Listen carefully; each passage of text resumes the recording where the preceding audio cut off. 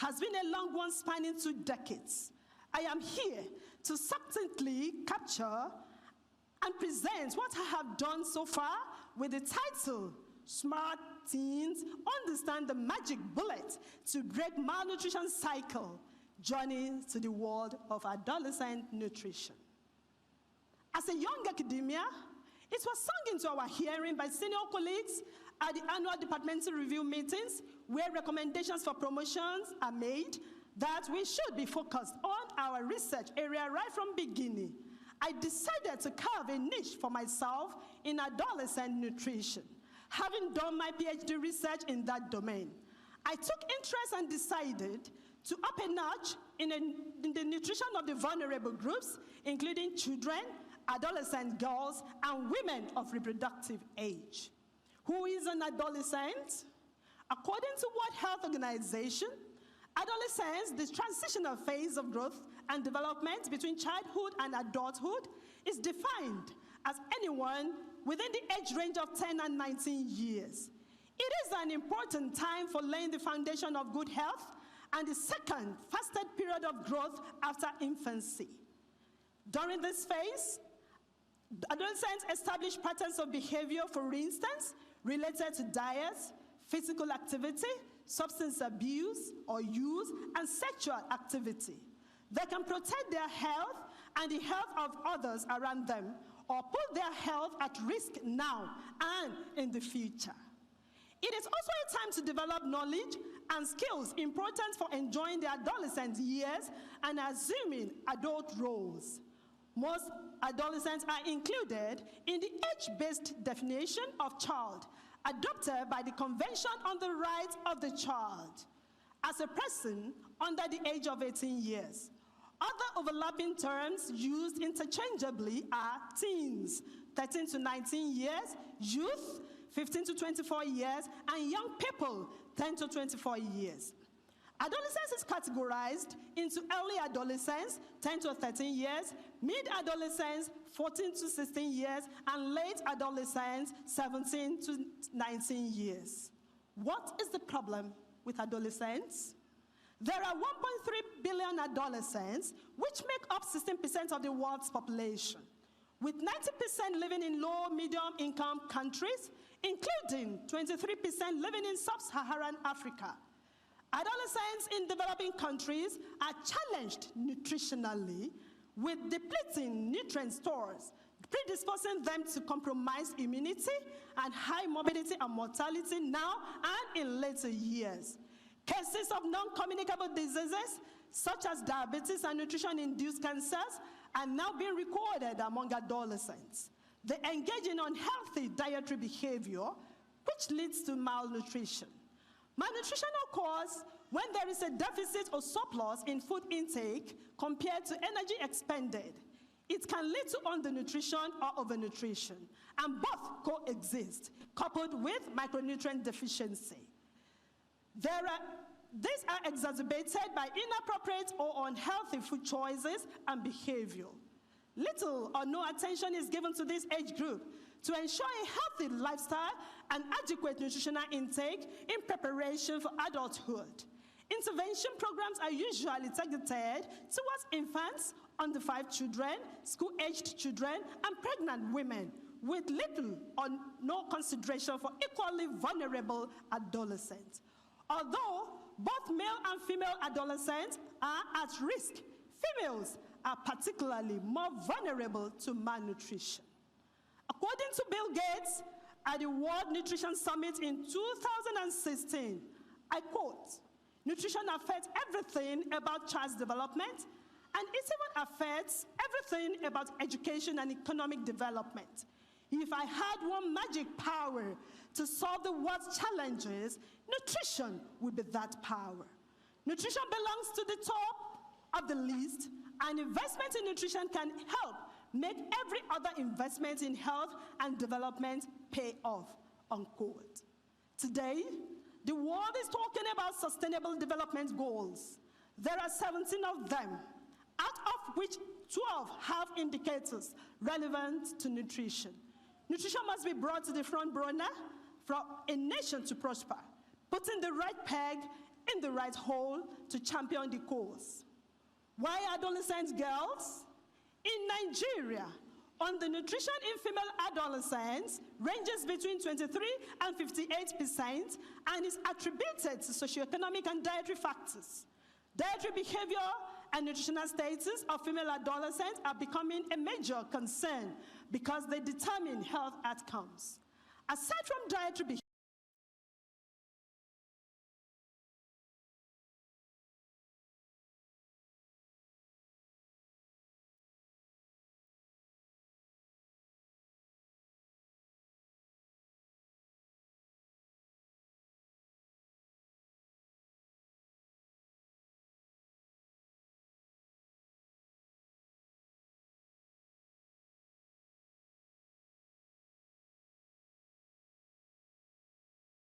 behavior, maternal conditions, mortality among girls aged 15 to 19 years.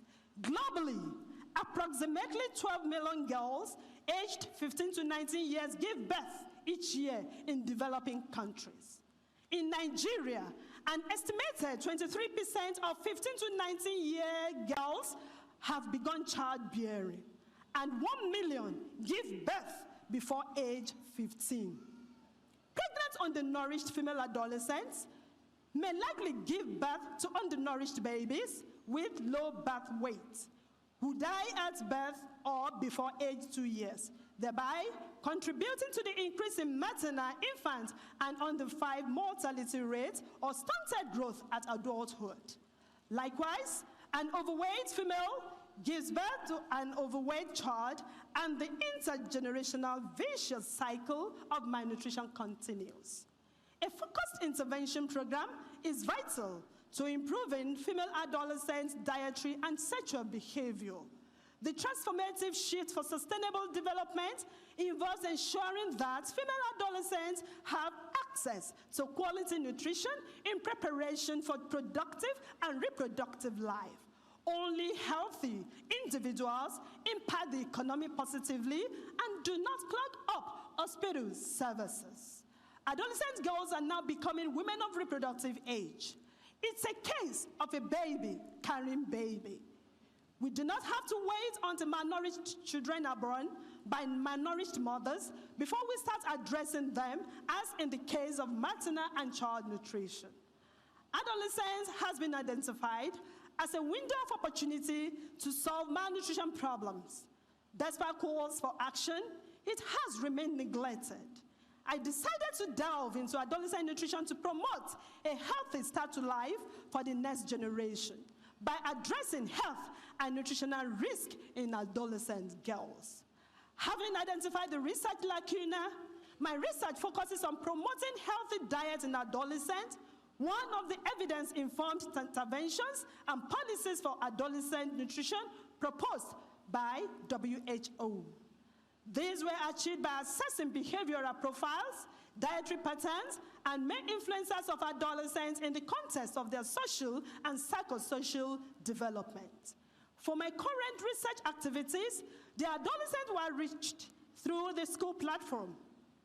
Specifically, in-school adolescent girls were targeted to become change agents to out-of-school adolescent girls in society. Nutrition education, promotion, and communication were adopted to inform, educate, and train adolescent girls on the why, how, and when adequate nutrition is needed to live a healthy and productive adult life. For my research activities, 2 conceptual frameworks were adapted. They are, number 1, WHO conceptual framework of nutritional problems in adolescents, and number 2, poor nutrition throughout the life cycle. Mr. Vice Chancellor, sir, my research activities contributed to nutrition and health data on the age group in southwestern Nigeria. I carried out research studies in 3 areas. Number 1, in-school adolescent girls as the main focus. Number 2, mothers and households, because these adolescent girls live within the households and mothers influence their food choices. And number 3, product development using underutilized, neglected, and nutritious food items to find solutions to the micronutrient deficiency among the age group. Nutritional status of school children, adolescents, and women of reproductive age. Before any intervention programs can be floated, the starting point is to assess the status quo. This was done by investigating the nutrition and health status of the in-school adolescents by disaggregating data according to location, according to setting, or by gender. I found out that there were clear-cut differences in the nutrition and health status between the rural and urban adolescents, those attending public and private schools, and between males and females. OLUMAKAIYE 2008, OLUMAKAIYE et al. 2010, OLUMAKAIYE and Olodu 2012, OLUMAKAIYE 2013b, and OLUMAKAIYE 2015 investigated the high risk of undernutrition among the in-school adolescents. The studies revealed that the prevalence of underweight, less than 5th percentile, was higher among rural adolescents than urban, and higher among boys than girls in rural settings. At the same time, overweight and obesity, greater than 75th percentile, are higher in girls than boys in urban settings. Being overweight originally used to be regarded as a condition of the affluent. In recent times, it is now being recorded among the low-income group. Underweight was higher in public schools than private schools. For the age-specific patterns of BMI, underweight was observed in mid-adolescents, 14 to 16 years, among both boys and girls. Also among urban adolescents from age 14 years, which was the peak, although it was noticed as early as 12 years in the rural area. Underweight in both areas tapered off until age 19 in the rural areas, whereas none of the 19 years adolescents was underweight in the urban. In boys, underweight was higher in mid-adolescents due to increased farm activities in rural areas. There have been triple burden issues of malnutrition among in-school adolescents. As we battle undernutrition, overnutrition is emerging, and micronutrient deficiency, otherwise known as hidden hunger, is not far-fetched. Iron deficiency anemia is a pervasive public health problem among adolescent girls in sub-Saharan Africa. OLUMAKAIYE 2013a assessed the dietary iron intakes of adolescent females using dietary diversity as a proxy in relation to iron status. Non-iron deficient girls had a higher dietary diversity score, and iron deficient girls, heme iron sources, that is animal sources, were consumed lesser than non-heme iron plant sources. Girls with low DDS were at significantly higher risk than the high and moderate DDS groups. In general, there was a low dietary iron intake among in-school adolescent girls. OLUMAKAIYE et al. 2021 conducted a study among women of reproductive age, which showed a high prevalence of iron deficiency. About 50% had hemoglobin of less than 12, and 31.1% had serum ferritin of less than 15. Also, 22% were underweight with BMI less than 18. 1 out of 4 of the women were at risk of cardiovascular disease judged by C-reactive protein. Association existed between hemoglobin and iron-rich foods consumption pattern, such as cereal, dark green leafy vegetables, and organ meat. It was concluded that underweight, overweight, and iron deficiency existed among the in-school adolescents and women of reproductive age in southwestern Nigeria. Determinants of in-school adolescent nutrition. Having confirmed the existence of the triple burden among adolescent girls in southwestern Nigeria, I further investigated the determinants. The role of snacking as a contributor to overweight among young people was investigated. Almost half of the students surveyed consumed snacks daily. 1/3 substituted snacks for either breakfast, lunch, or ate snacks in between meals. The prevalence of overweight was higher among females than males. Snack consumption positively related to overweight, and income had a positive association with snack consumption. It was concluded that snack consumption had implication on the nutritional status, especially overweight, in the study area. On the contrary, my study in another setting showed that snacks consumed in addition to other meals improved in-school adolescent BMI.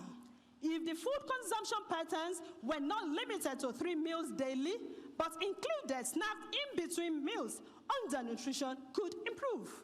There are strong direct relationships between food consumption and malnourishment. 3/4 of the world's population live in rural areas, which could be the reason for the inability of the in-school adolescent in the study area to consume 3 regular meals coupled with in-between meal snacks. However, the caveat is that snacks should not replace the main meals, as observed in the study by OLUMAKAIYE et al. 2010.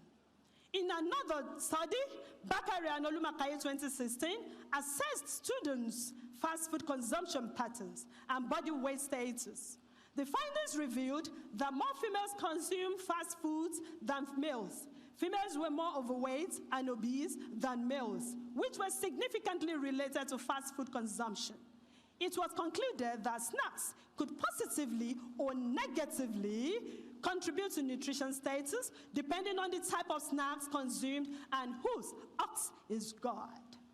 In a study, OLUMAKAIYE 2015 observed that the nutritional status of children depended to a great extent on environmental conditions. The relationship between the nutritional status of children and the environmental hygiene practices of mothers was investigated. Most of the children scored above 5 out of the 6 points obtainable in the environmental hygiene condition checklist. There is no significant difference in the nutritional status of boys and girls. Underweight and overweight had significant relationships with environmental hygiene. We concluded that the environmental hygiene practice was high, which positively affected the nutritional status of children in the urban setting. Environmental hygiene determines infection rates, which affects nutrition status. OLUMAKAIYE and Ajayi 2007 investigated adolescent food choices. The study established that taste preference is the primary determinant of food and drink selection among the in-school adolescents. Despite the high nutritional knowledge, protein foods were less preferred. Snacks high in fat and sugar were preferred to protein-rich snacks. Commercial drinks, such as fizzy drinks, were preferred to homemade non-alcoholic drinks, such as freshly squeezed fruit juices with higher nutritional content. We concluded that the adolescents' food choices were based more on taste preference than nutritional content, and the trend is the same among both urban and rural adolescents. The implication is continuous unhealthy eating behavior. The use of food labels is important in the choice of processed foods. The rate at which young people consume prepackaged foods products is on the increase.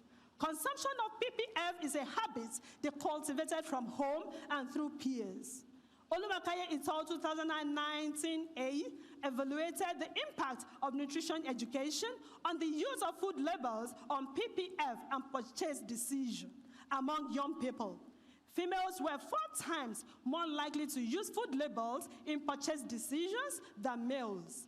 Likewise, older participants were thrice more likely to use food labels in purchase decisions than the younger ones. This could be because older participants were more health conscious than younger people. The group was later exposed to nutrition education, which positively influenced the use of PPFL on purchase decisions of PPF products among the younger people. Peer pressure inversely affected the use of PPFL for purchase decisions. The young people were advised to take responsibility for their health.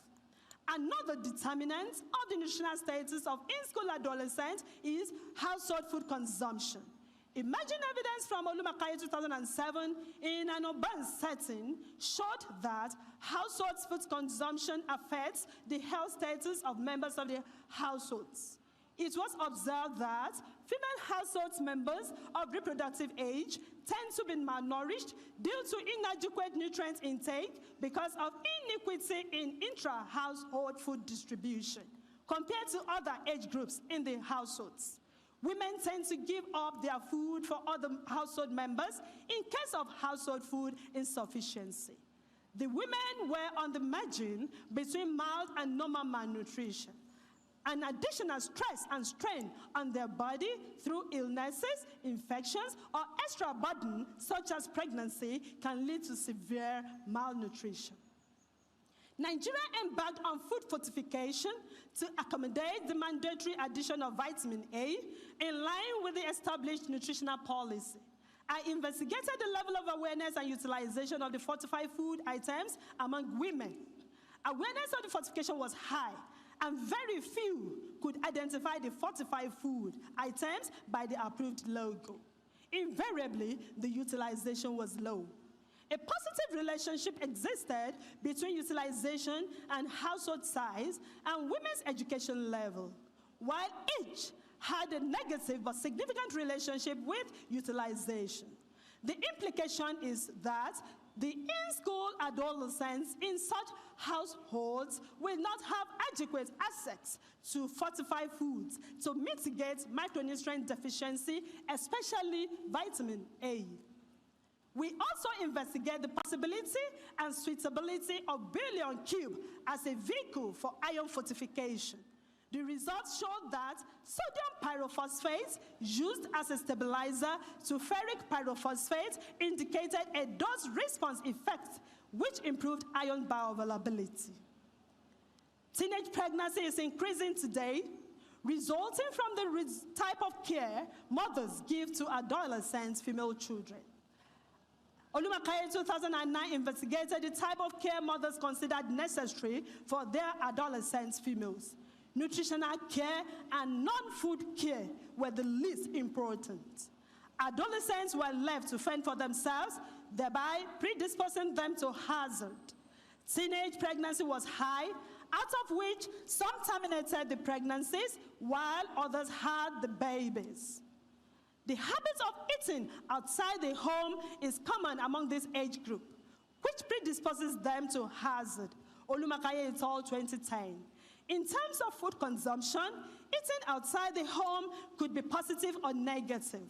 Positive in that varieties may be eaten, while negative in that hygiene may be compromised, which could lead to infection depending on the outlet where the food is purchased. Another study analyzed the participation of adolescents in food processing within households. Involvements were generally low, and protein-rich foods were the least processed. Participation of adolescents and children in household food choices, food processing, and preparation will address the issue of skipping meals and nutrition security, which to a large extent have a long-term effect on their nutritional status. Mothers were advised to involve the girls and boys in food processing and preparation. Mr. Vice Chancellor, sir, from my numerous investigations, I found out that the determinants of nutritional status among school children and in-school adolescent girls are location, individual food consumption patterns, food choices, snacking, household food consumption, use of fortified food items, environmental hygiene practices in southwestern Nigeria, which corroborated the submission of WHO. Effects of poor nutrition on cognitive function of school children and adolescents. OLUMAKAIYE and Olodu 2012 investigated the relationship between cognition and nutritional status among school children. The cognitive function was assessed using a modified Raven-Scholar progressive matrix. About 60% of urban children were rated high against 30% in rural CF, which was statistically significant. The CF was cross-tabulated with nutritional status, and the results showed an association with undernutrition. The predictors, wasting and stunting, had a synergistic relationship with CF. Stunting, a reduced growth rate in human development, affects 1/3 of children in developing countries. This may lead to vital organs, including the brain, not to fully develop. Effects of food security on nutritional status of school children and adolescents. For school children and adolescents to be adequately nourished, food security is sine qua non. Determinants of household food insecurity were investigated across wide-ranging scenarios, rural, peri-urban, and urban areas, and comparisons were made based on the gender of household heads. OLUMAKAIYE 2011 observed that more female-headed households are emerging due to high rates of divorce, single parenthood, and widowhood. Level of food insecurity was higher in female-headed households than male-headed households. The severity of food insecurity in rural households showed that age, income, and level of education inversely contributed to household food insecurity. However, only income was statistically significant, and household size contributed significantly and positively. The higher the household size, the higher the level of food insecurity. OLUMAKAIYE and Ajayi 2006 observed that women with higher education provided more varieties of food for their households. I investigated the coping strategies adopted to mitigate food insecurity, which included skipping meals, eating less preferred food, fewer varieties, and lesser quantities. All these predispose adolescents and women of reproductive age to malnutrition. Product development and creative works. Snacking has been identified as one of the determinants of the nutritional status of school children and adolescents. OLUMAKAIYE and Ogumba 2010 and OLUMAKAIYE and Sunny 2013 developed new cookie recipes using soy flour, Benny seed, and plain flour blends, which were high in micronutrients and macronutrients. Method of cooking foods affects nutrient retention in food. I attended the International Union of Nutrition Societies 20th World Congress on Nutrition held in Granada, Spain in 2023. The developing countries were advised to go back to the underutilized and neglected food crops in their regions. All that is needed to live a healthy life is within reach. Research grants. Mr. Vice Chancellor, sir, in the quest of finding a way to fill the gap in health and nutrition of the aforementioned vulnerable groups, I won some research grants. The first was from the Unilever Research and Development, the Netherlands, titled Assessment of Bioavailability of Iron from the Iron 45 billion cubes among healthy Nigerian women in the context of Nigerian diet. I was the principal investigator. It was multinational research involving Nigeria, the Netherlands, Switzerland, and South Africa, conducted between May 2015 and 2018. The grant was $92,787 US. The second grant was from NRF TET Fund. I am the principal investigator. It was awarded in December 2020 and is ongoing. The project is titled Development of Nutrition Mobile Application as a tool to improve dietary behavior of adolescent girls in Nigeria. The grant is $29,120,000.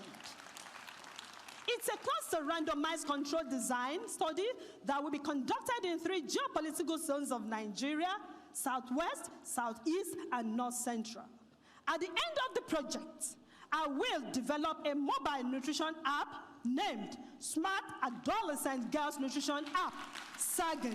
and will be available on Android and iOS for download with the logo indicated in Figure 15.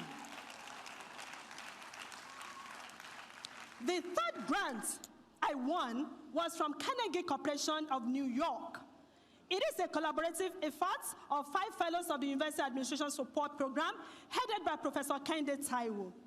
The project is titled Strengthening and Popularizing Research Management in Obafemi Awolowo University, Ile-Ife, Nigeria. I am a co-principal investigator. The project started in April 2021 and is ongoing, and the worth is $15,000 US. The fourth was AUSAID Research Sub-Agreement between OAU and Murdoch University, Australia, titled How Can Mining and Agriculture Work Together to Provide Equitable Economic Opportunities? It was a team of 9 experts, headed by Professor Shola Ajayi. I was the nutrition expert on the team. Future strategy. Mr. Vice Chancellor, sir, I am not resting on my oars yet, knowing that if you rest, you rust. I have adopted 2 strategies to continue my pursuit among the vulnerable groups. They are role modeling. Nutrition clubs will be established in secondary schools named Smart Adolescent Girls Nutrition Club, Sagging Club. ICT, continuous use of Sagging app to disseminate healthy eating messages, services, and support. The expected outcome of these true strategies is dietary behavior change. I have decided to explore 2 avenues for the sustainability of my research programs: school-based programs and faith-based programs. As long as schools, churches, and mosques exist, the girls attend, the programs will continue to exist. Mr. Vice Chancellor, sir, having elucidated some of the conclusions from my numerous research works, and at the end of my sojourn in academia, I would like to see the following happen among the adolescent girls. Watch the amount and type of food they eat, use the food guide as a daily guide for eating, eat breakfast, snack smart with food group snacks in mind, choose foods lower in fats and sugars, enjoy the great flavor of fruits and vegetables, and try different varieties. Check nutrition facts on food labels to find the nutrients and calories in a single serving, and note what a single serving is. Eat at regular times and engage in physical activities. Healthy adolescents need to know that the foods they eat affect their growth. They are responsible for what they eat. They are accountable for their level of physical activity, and they can set goals and make decisions to improve their health. Adolescent girls who understand and practice all this are smart teens and have the magic bullet to break malnutrition cycle. They grow to become healthy adults, bringing forth healthy children, thereby reducing the prevalence of maternal and child mortality and morbidity in Nigeria. Distinctions. Mr. Vice Chancellor, sir, in my search for the golden fleece, I was awarded a couple of distinctions. In 2010, Biomedical Library USA rated my article titled Food Consumption Pattern of Nigerian Adolescents and Effect on Body Weight, published from my PhD thesis in the Journal of Nutrition, Education and Behavior, Volume 42, Issue 3, USA, as first in the top 10 rating of articles published worldwide in the domain of school children and adolescent nutrition. The article was rated #1 for 4 consecutive years, 2010 to 2013. In 2009, I was sponsored by the Netherlands government for postgraduate diploma in international foods and nutrition security. At a stiff and fierce debate on food and nutrition security, I won and was crowned Miss Food and Nutrition Security 2009. Mr. Vice Chancellor, sir, as a mark of scholarship and in recognition of my contribution, I have won several awards, fellowships, and travel grants, which accorded me the opportunity to travel to 5 continents: Africa, Asia, Australia, Europe, and North America. I am a regular speaker at scientific conferences and world days, which took me to the USA, UK, Netherlands, Belgium, Spain, Israel, South Africa, Morocco, Tanzania, Ethiopia, Egypt, Kenya, Uganda, Burkina Faso, and Ghana. I am a fellow of African Women in Agricultural Research and Development by Bill and Melinda Gates Foundation. As a part of this award, I was sponsored to the World Congress in Melbourne, Australia in 2012, out of many other benefits. I am also a fellow of University Administration Support Program, Washington, D.C. In 2020, I won the prestigious Fellowship on Research Management and Leadership. Due to COVID-19 pandemic, I had virtual engagements with my host university, Wake Forest University, Winston-Salem, North Carolina, USA. I was featured in the 2021 May edition of the university's newsletter. Later, I went for an in-person fellowship as a visiting scholar for 5 weeks in 2021. While in the US, I was attached to the Office of Research and Sponsored Programs to understudy the research management and processes and build a capacity in policy writing. As part of the fellowship, we are currently implementing reform in our university research administration sector in collaboration with the Central Office of Research. We are developing the capacity of early career researchers and administrative support office staff, and developing a standalone policy on research integrity and responsible conduct of research. I have also won several travel grants from Netherlands government, INF, FANUS, UN, Sight and Life Foundation 4 times, USAID twice, OAU Learned Conference.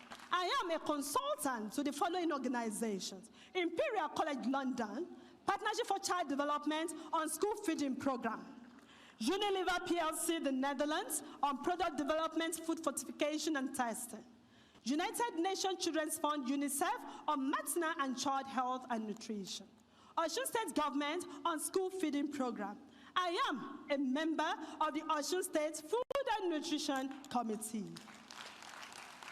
In 2017, I was appointed as a member of a 12-man delegation representing Nigeria at an ECOWAS summit on harmonization of nutrition curricula for West African countries. The summits were held in Ouagadougou, Burkina Faso, and Accra, Ghana.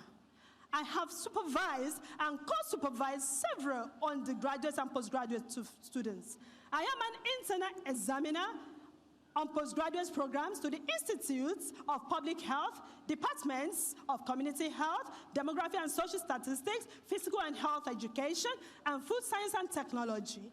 I am an external examiner to the University of Ibadan and Ife Babalola University, Ado-Ekiti. To continue to be relevant to my chosen field, I am an active member of the American Society of Nutrition, US, the Nutrition Society UK, Nutrition Society of Nigeria, FANUS, ANLP, Vaccine, ANH, among others. At the completion of a research project, I donated some items to the Nutrition Laboratory, one of which is a bio-based -20°C deep freezer for storing biological specimens. Professional accomplishment.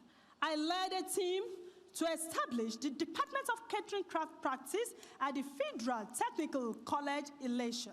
I developed the curriculum, designed and equipped the food laboratory with a grant from the federal government of Nigeria. I was involved in the monitoring and evaluation of the Osun State School Feeding Program, OMIL, and training of stakeholders on how to interpret and use the program implementation document in 2013. I was the keynote speaker during 2015 World Health Day, organized by Institute of Public Health, theme, Food Safety from Farm to Fork, and 2015 World Egg Day, organized by African Chicken Genetic Gains, Nigeria, theme, Benefits of Egg Consumption. I facilitated the registration of OAU in the financial system of Unilever Research and Development, the Netherlands, as a supplier of services. Leadership. To build capacity in leadership, I attended a couple of leadership programs and courses sponsored by NFP in South Africa, USAID in Kenya and Uganda, IRES in USA, and CON in Israel. I served as acting head of department for 2 years. I also served in the several capacities as chairperson, Departmental Examination Coordinating Committee, Documentation and Record Committee, Logistics and Entertainment Committee for the Faculty Week. I'm a member, Academic Planning Committee, Ad Hoc Committee on Faculty Handbook, Faculty Review Panel, Faculty Board of Studies, among others. In service to the scientific communities, I am an editorial board member and reviewer to some national and international journals. Challenges come to make us better, not bitter. The journey has not been without its challenges. Struggle, number one, for identity and appropriate placement as a public health nutritionist. For years, we have attempted to establish a stand-alone Department of Nutrition and Dietetics where public health nutrition belongs. Graduates of nutrition in OAU had suffered a slight setback because the program was domiciled in the Faculty of Agriculture. Many international opportunities were lost as a result of the wrong placement. We want to thank the National University Commission, NUC, for coming to the rescue by insisting that the department be domiciled in the College of Health Sciences, Faculty of Basic Medical Sciences. Mr. Vice Chancellor, sir, we want to appreciate you, OAU Senate, and Governing Council for the approval.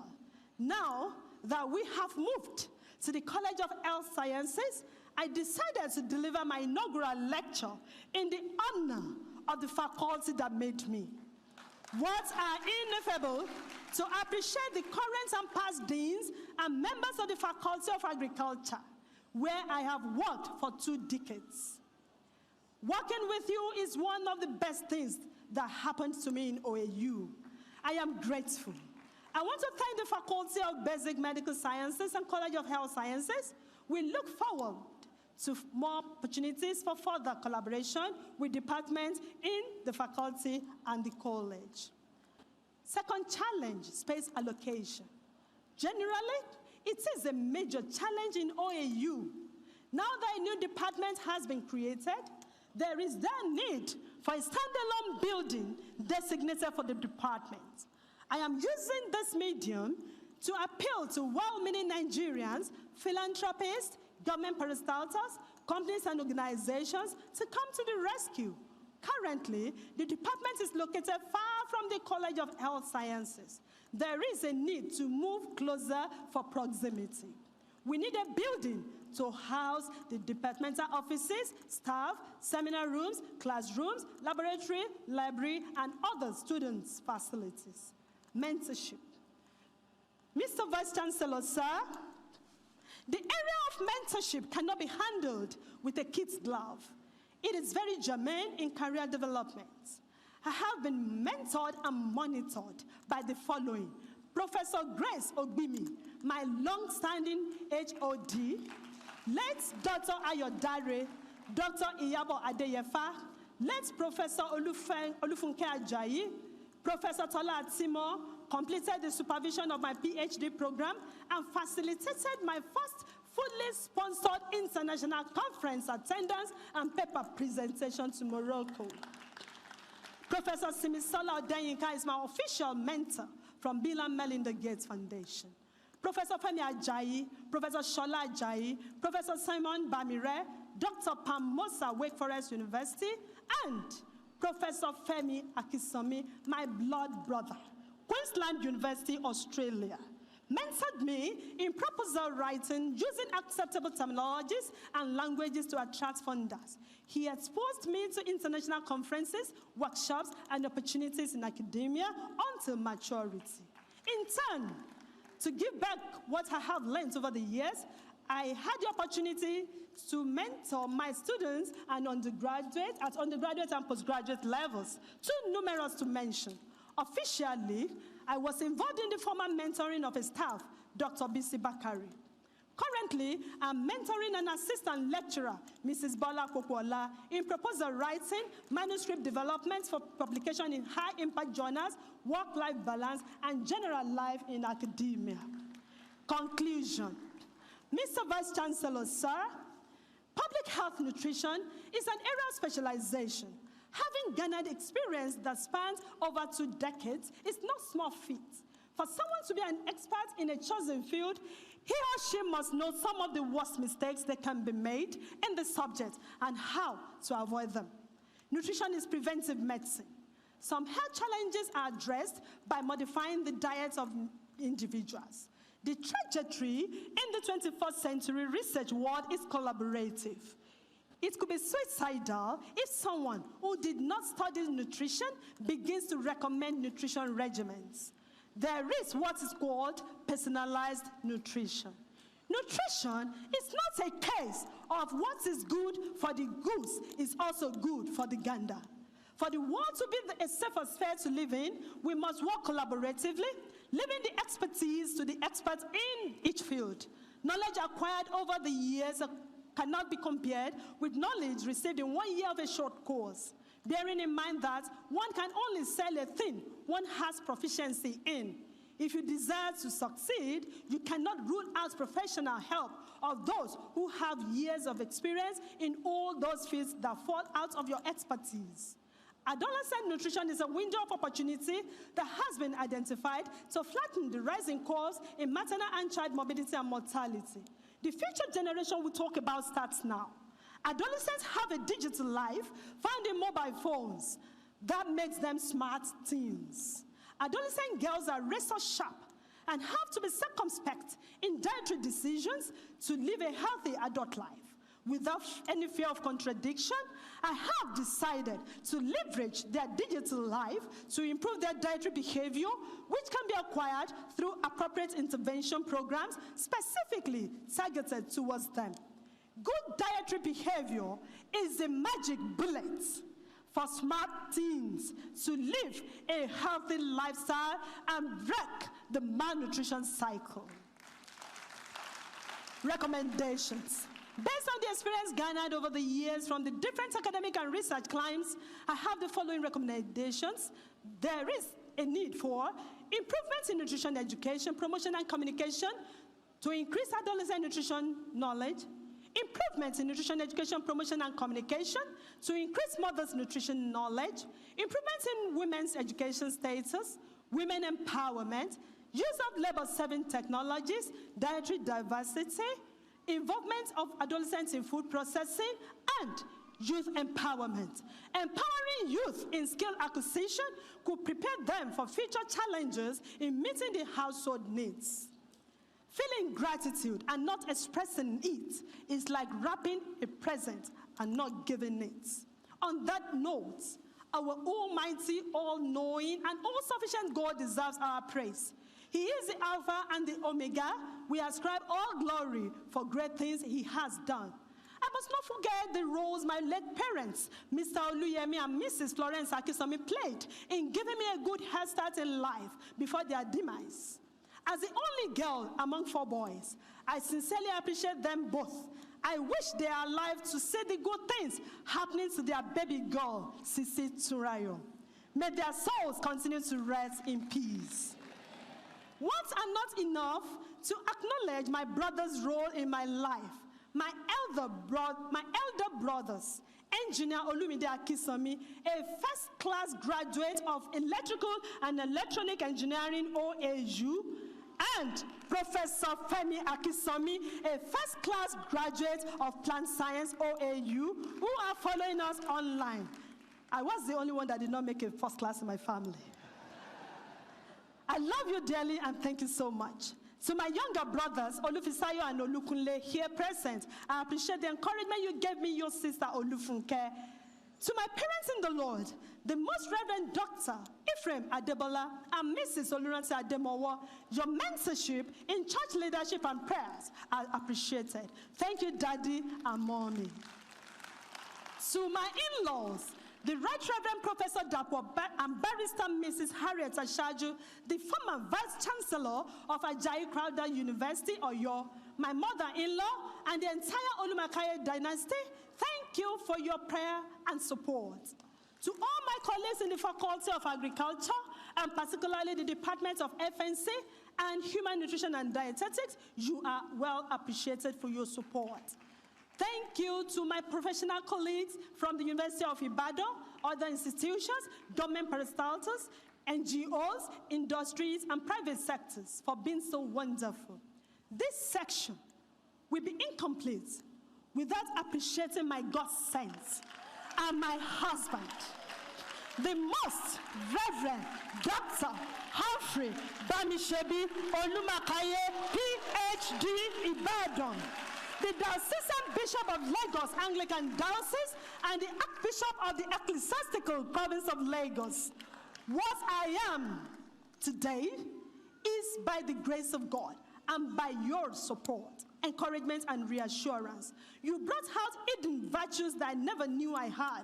When I feel inadequate, you always tell me, Tunes, you can do it. You are my cheerleader who supported me to attain this enviable position. You always said to me that my success is your success. It is your habit to always unlock potentials in people. Thank you so much, my sweethearts, my confidence, my advisor, my prayer partner, and unrepentant supporter. I want to thank our son, Richard, who is joining us online, for your cooperation and understanding when I was away from home searching for opportunities. Richie, Mommy loves you dearly. You will make it with ease in life.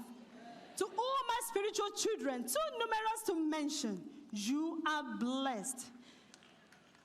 Church of Nigeria Anglican Communion, my Lord Bishops and their wives, good people of Ijesha land, Osun Northeast Diocese, and Lagos Diocese, friends and families, I lack the right word to appreciate you. Thank you so very much. To all my students, you are the best. Thanks for allowing me to rub on you. You will all make it in life. Now, unto him that is able to do exceeding abundantly above all that we ask or think, according to the power that works in us, be all glory, honor, dominion, and adoration forever and ever. Thank you all.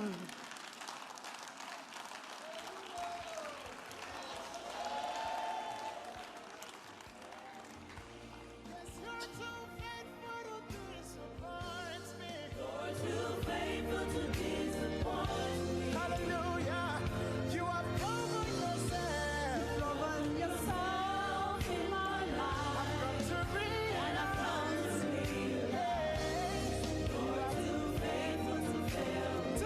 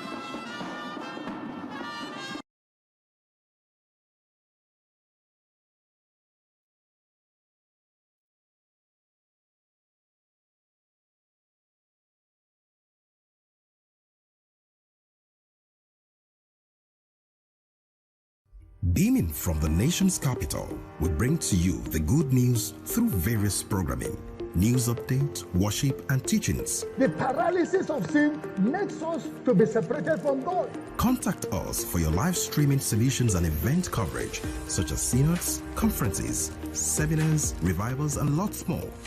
Engage us in showcasing your brands and services to the world through adverts and sponsorship. We also offer latest broadcast equipment for rent, all at affordable prices. Tune in to ACNN TV via any free-to-air decoder with the following installation parameters: Intelsat 20 satellite with tuning frequency 12562 MHz, symbol rate 30 Mbps, orbital position 68.5 degree east, and horizontal polarization. You can also keep in touch with episodes of our programs via these social media platforms. For inquiries, please call 070-3265-6544 or mail us via inquiries@acnntv.com. ACNN, reaching the world with the undiluted Word of God. The woman. See the different faces of the woman. The woman in plenty and the woman in almost nothing. The heroine